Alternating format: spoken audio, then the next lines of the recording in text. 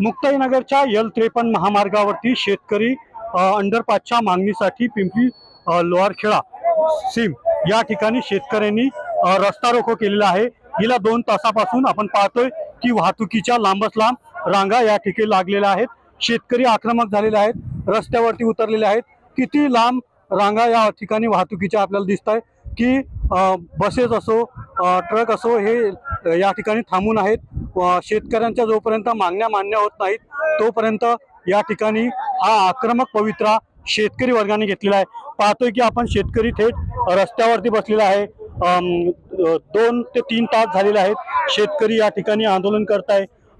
जोपर्यंत या ठिकाणी ठोस पाऊल उचललं जात नाही प्रशासनाकडून तोपर्यंत हे आंदोलन सुरू राहणार असल्याचा इशारा या ठिकाणी शेतकरी वर्गाने दिलेला आहे।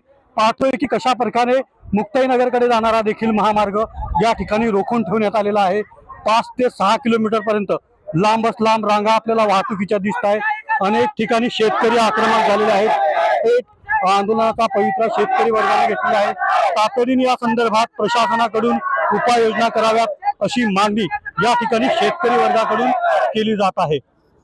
रवी गोरे, TV9 मराठी, मुक्ताईनगर, जळगाव।